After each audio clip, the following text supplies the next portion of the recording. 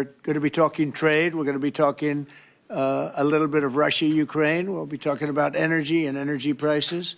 We have energy down to a pretty low point right now in the United States. We're drilling, drill baby drill, we call it, but energy costs are very low. Our general costs are very low. Viktor has had a very hard stance on, more than anything else, immigration. We're looking at it because it's very difficult for him to get the oil and gas from other areas. As you know, they don't have the advantage of having sea. It's a great country. It's a big country, but they don't have sea. They don't have the ports.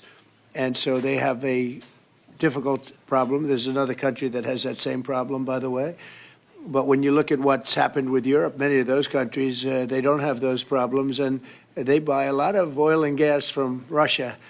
And as they know, I'm very disturbed by that because we're helping them and they're going and buying oil and gas from Russia. So that question could be really asked maybe more accurately if you talked about many European countries, not Hungary necessarily, because Hungary is in a different position. But many European countries are buying oil and gas from Russia, and they have been for years. And I say, what's that all about, right? Thank you.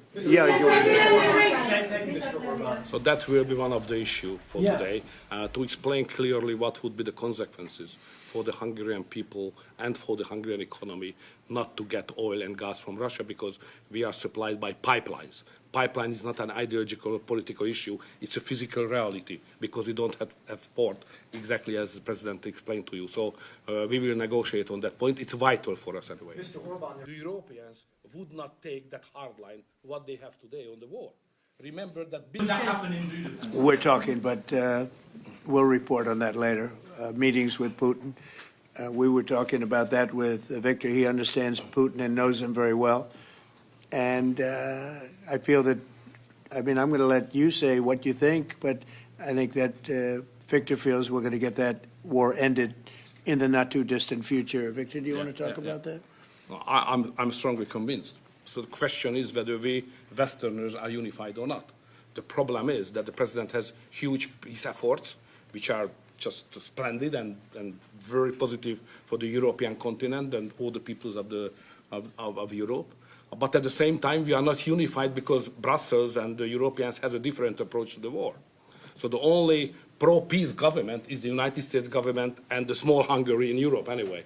All the other governments prefer to continue the war because many of them think that Ukraine can win on the front line. It's solved, along with the 8 wars that we've already ended. To both of you. So you would say that Ukraine cannot win that war? You know, miracle can happen. Yeah. That's right. Unrecognizable now because of what they've done. And Hungary is very recognizable. Yes. The basic dispute is they just don't want to stop yet. And I think they will. I think it's taken a big toll on Russia, a big toll on both countries, obviously, but it's taken a big toll. They're losing 7,000 soldiers a week. That's a big toll. We've had a great relationship. The United States... Look, the war would have never happened. If I were president, the war would have never happened. I think you would agree with that. This war would never have happened if I were president. It's stupid that it happened. But it did happen. I inherited the war, and I think we're going to get it ended not too distant future. Mr. President. All of them. Now, just so you understand, do you remember that the Biden administration... You mean a meeting with President Putin? Yes.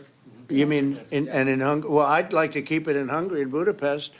That meeting, it turned out I didn't want to do that meeting because I didn't think anything was going to be happening of significance. But if we have it, I'd like to do it in Budapest. Yeah, it'd be good. Mr. President. A big country economically. We do, you know, billions of dollars in trade with Hungary. I think we agree that the war is going to end. Sometimes people have to fight it out a little bit longer, but I think we agree that the war is going to end in the not-too-distant future. Do you want to talk about that, Viktor? I have some ideas, and I will present it to the President, how to stop it. No, well, but they're coming my way. My question to you. You're right. Wait a minute. I mean, Hungary, as an example, had no relationship with the United States, even though we do billions of dollars in trade with Hungary. Hungary's a big country economically. We do, billions of dollars in trade with Hungary. Why would they give that up?